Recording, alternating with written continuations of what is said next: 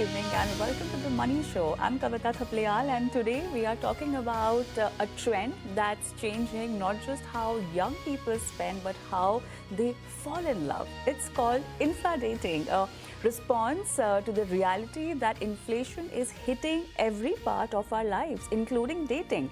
Now, for years, the idea of a great date was often linked to expensive dinners, cocktails, movie tickets, and elaborate experiences. But with the cost of living rising now and household budgets under pressure, many Gen Zs and millennials singles are asking a simple question. Does romance really need a hefty price tag? Now, across cities, young people are swapping fancy restaurants for coffee shops, choosing walks in the park over luxury venues, and focusing more on meaningful conversation than expensive gestures. What some see as a financial necessity, others view as a healthier and more authentic way to build relationships. Now, is inflating a sign of economic stress, a cultural shift, or could it be the future of modern dating? Today on The Money Show, we'll explore how inflation is reshaping social habits, what this trend says about the spending priorities of younger generations, and whether love can truly thrive on a budget. And for this very interesting show, I have a panel with me. Let's invite Chandni Ganglani of IL, finance content creator and author Anushka Rathore, and the habit coach Ashdeen Doctor. Hi, good evening and welcome all of you. Thank you so much for joining me today for this very special discussion. But before I dive into my questions for you, let me go across my colleague and the producer of this show, Shaurya Londe, who's also a Gen Z. And he has some very exciting Gen Z dating data for us. Shaurya, hi. What all have you gathered? What is the report saying, and what does the data actually tell us about the modern dating budget? So, Kavita, it is easy. Dating is getting more expensive, and for couples, quite expensive. What are the most common dating plans? Going to a nice restaurant, going for a movie, or a long drive. But everything has become costlier over time. So what does a date cost today? Let's talk about dinners or restaurants. Restaurant and accommodation inflation has risen to 6.91%, while urban inflation in that category is even higher at 7.06%. And food and beverages, the most important thing for a date, is also up at 5.05% compared to overall retail inflation of 4.38%. So dating and going to a romantic dinner is very expensive now. Now let's talk about movies. Everyone in their initial stages of dating wants to go to watch a romantic movie or even a fun movie. But nowadays, that is expensive as well. Let's look at the data from PVR Inox. The average ticket price for a PVR Inox theatre, which is most probably the multiplex at every urban city, is at 280 rupees. And this is without the food and beverages. If we add the food and beverages to it, it is more expensive. It is at somewhere around 148 per person. That means a couple is spending on a ticket and is also spending on food and beverages, which will make their total their total of a date somewhere around 854 rupees for two of them. And now remember, this is without the extras. There are so many more offers that are added in the dating. And one of the biggest thing during a movie is popcorns, because popcorns are getting more and more expensive as well. So let's now talk about a more important thing. It is not just movies or not just the restaurants. These couples are also going out on dates at multiple other places. If we talk about what are the other places that they go, before that, let's just talk about what every city for them is to go on a movie and go for a date. In Mumbai, it is somewhere around 854 rupees for a movie date. If we talk about Bangalore, again 854, somewhere around the same price. In Delhi, this price changes. In Chennai, it is somewhere around 854 as well. But in Delhi, let's talk about Delhi, the same price. I think there is some mistake in the data here. But let's move on. Let's talk about the other things that the couple want to do when they go out. Let's talk about the new things that these couples want to do. And it is going out on gigs, museum, cafes, and workshop. They can go to a simple park as well, but this is something that we will talk about later. And mind you, going to a museum or going for an experience is not that cheap. So it is going to be really expensive for them. For this, us Gen Zs have tried to switch and tried a new thing, which is inflating, which means that we want to save more money, at the same time have less pressure to impress. That means we can do basic things like going at each other's places to cook food or something else. It does not have to mean that we have to show that we are spending a lot of money, but also enjoy a good quality time. So this has been inflating for the Gen Zs nowadays. Shaurya, thank you so much for all those details. And, I request the director to get everyone on the screen, the guest and Shaurya, because Shaurya, I really want to have a quick conversation with you because the way he said, we Gen Zs, there was some amount of pride in him saying that. I want to know, where are you taking your girlfriend for dates these days? And are you also adopting infra dating in real life? Shaurya. Yes, Kavita. So inflating has been part of my dating life as well. Okay. Though earlier we used to go on expensive dates. There are so many restaurants in Mumbai. It gets really hard to pick and choose as well which restaurant to go to. But eventually, once we grew older in this relationship, we decided that, hey, you can come at my place. We can cook a nice dinner and it will be really comparatively cheap than going out on a restaurant. And now with Netflix and Amazon, we can just watch a movie at home rather than going out for a movie. So it is not just the movie, it is also it is the expense that is of taxis and everything else. So the travel and the logistics also becomes a bit more hard for us Gen Zs. So we have decided, let's just meet at home and just have a good, nice day. That is what me and my partner do. Is this just the dating math, or when you guys travel or maybe just plan an out-of-town trip, is this budgeting even applicable there? I think. Okay, I'll repeat the question. What about your out-of-town travels? Is the budgeting even applicable there? Shaurya. Okay, I think I have lost him. But anyways, thank you so much, Shaurya. You can come back to the studio and sit with the director now. But then let me just talk to you guys. Hi, welcome once again. And thank you so much for joining in. And very interesting trend. Let me start with Chandni here, because this is not something which was not expected maybe, but the kind of evidence we are looking at, and you represent a dating platform.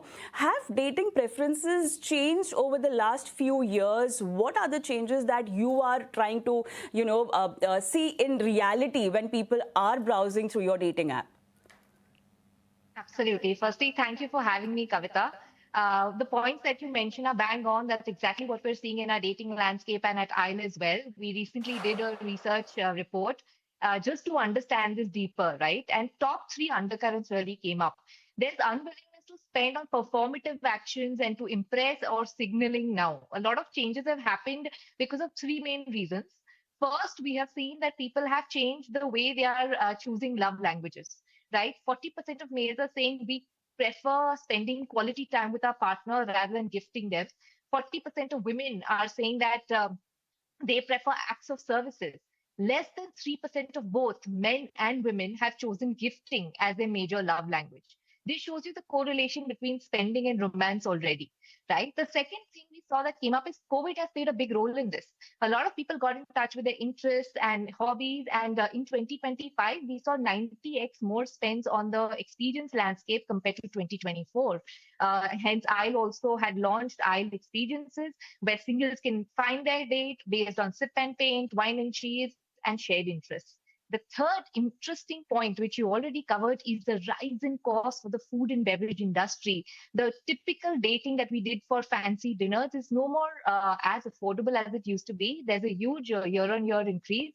And all of these factors have now led to intentional dating instead of performative dating. People are questioning what is really important to have a quality interaction.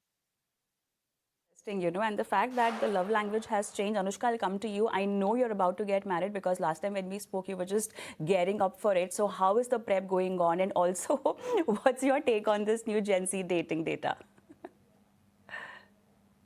Expensive, way more expensive than the dating phase. I'm sure. But when it comes to Gen Z and dating, I think as someone who was in the dating space just 2 years back, I would say I completely agree with everything that's been said before. Like a simple meal in like the metro cities, Delhi, Bangalore, Bombay can go as high as 2,000, 3,000 rupees if you're going to a nice trendy restaurant.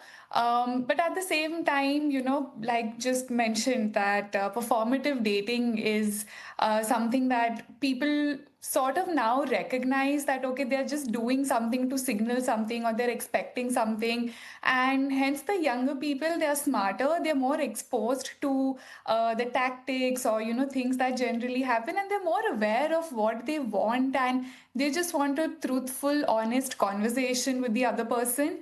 So 100%, I think they're spending lesser on dates, or they don't spend just to show that they're spending. But on the same side, if you see how expensive it has become in metros to go on dates, both because men and women both, they're splitting the bills. They'll often choose to say go to Marine Drive and just have a small picnic there, or if they're in Bangalore, to go to Cubbon and read a book together.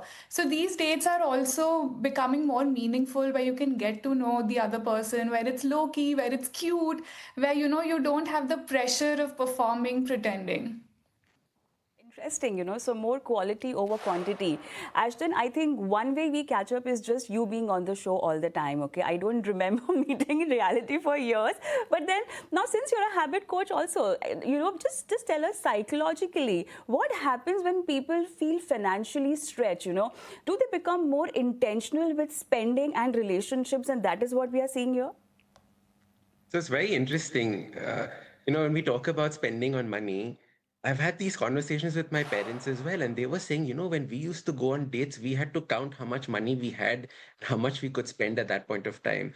And I remember when I was in college and going on dates as well, it would be like, oh my God, she ordered that dish. I wasn't expecting that much. So probably I'll have to order something a little cheaper. And I think we've all gone through those little stages of, understanding our finances and playing with it when it comes to our dates. But the key thing that I see as a difference that's taking place now is there are actually two platforms for dating that are taking place. There is the in real life, which is the IRL, and then there is the virtual space for dating. And the virtual space for dating is all your memes, it is your reels that you share with each other. It is all those conversations that would otherwise have had to happen in real life if this virtual world hadn't existed. So while the actual cost of going out and meeting somebody has increased dramatically, the opportunities of finding people, conversing, and actually doing the due diligence, as it were, earlier on has actually reduced dramatically. Parents' time, they had to send letters. We had to make phone calls. Now there are other ways in which people interact with each other. So I find it actually fascinating because the money consciousness has always existed. It is that now there are different avenues that exist for dating. And this whole in real life IRL versus this virtual world is a very, very fascinating place. And the habits are changing because earlier on, you didn't have enough money to date multiple people, but now it's actually I'm talking to five people on, in the virtual world, out of which how many would I actually meet in real life would probably be two. So that is the way in which this new generation, this new world is actually changing towards dating. Since you just made a point about people watching a lot of reels and social media, so question to you, Shaurya, is because he's also connected with me. Shaurya, has social media made more made dating more expensive, or you've gotten more conscious? I would honestly say it is a mix of both, because on social media, when you see a lot of other couples going out on dates at expensive places, it also plays with your psyche. You also want to go to those expensive places.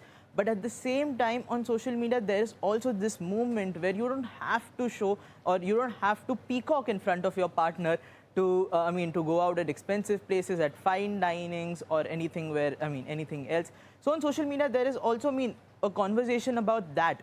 So it has been a mixed experience for us, me and my partner. But it has been positive in a different way, where people are more positive about not going out or not spending a lot on the dates. So overall, for us, the Gen Zs, and in my opinion, it has been a better thing on social media. So, let's do one thing. Let's take a short break over here, and after that, we'll focus on the gender question. And also, we'll have a quick rapid fire with our guests. Now, since we have these experts, might as well take some dating tips from them. So, after the break.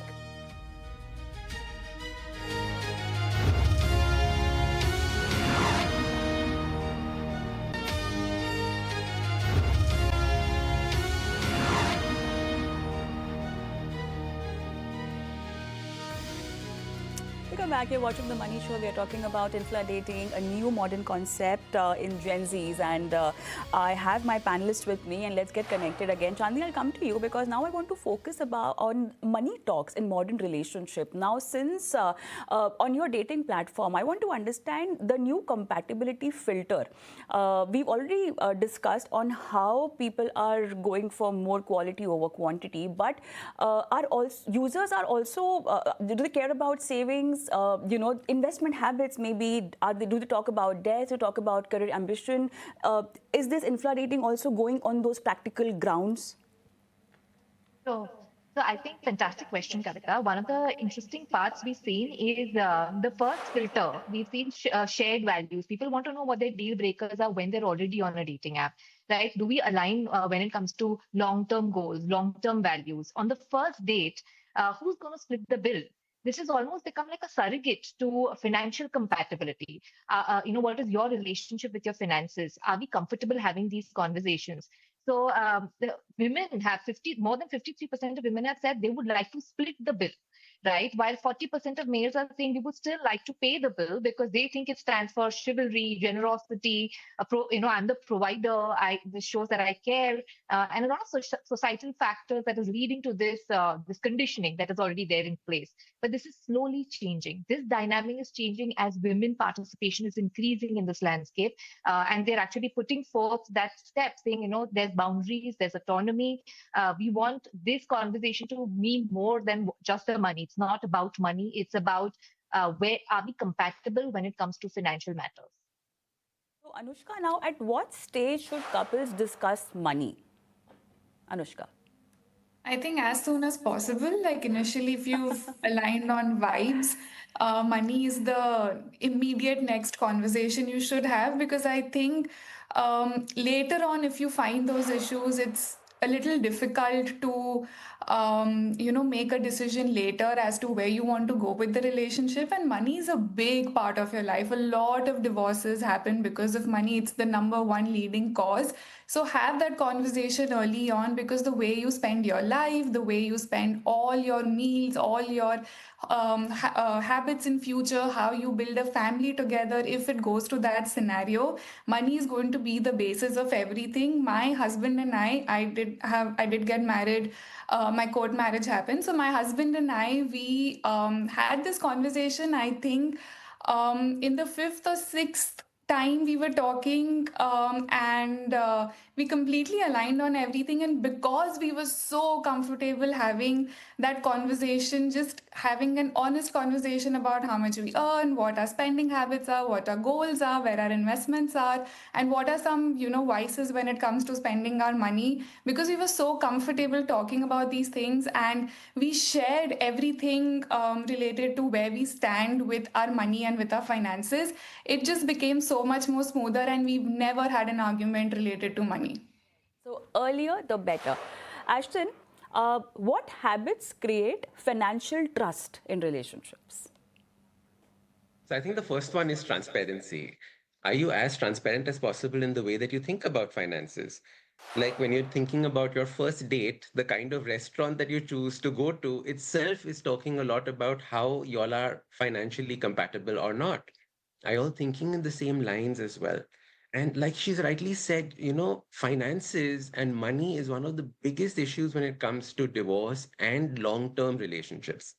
If you're in a dating scene, not necessarily discussing getting married, etc., fine, you can push that conversation as far away as you want, but it will affect the way that you interact with each other and spend time with each other. It will affect the way that you spend time in the kind of restaurants you go to, the kind of movie theaters you go to, and more importantly, the kind of gifting that you go to do, because all of those are actually functions of your financial values. Now, as a habit coach, I keep telling people that your financial habits and your partner's financial habits have to mix. Are you constantly spending more than you actually earn, and the other person is saving as much as they can? That is a recipe for disaster. So you have to get your financial values out in the open. It doesn't matter if you don't discuss, I earn this much, this is my salary, versus I have this much in the bank account. What actually matters is where you are when you start thinking about money. When I say the word money, what are the thoughts that come to your mind is a great opening line for at least beginning this discussion around Right. finances. Okay, so in a nutshell, as young Indians rethink money, they are also rethinking relationships, and maybe that's the bigger story over here. But that's all on this very special edition of The Money Show. Thank you so much, all of you, for taking your time out and helping our viewers understand money and dating better. Thank you so much. And with that, it's a wrap on The Money Show as well. Thank you so much for watching. Goodbye.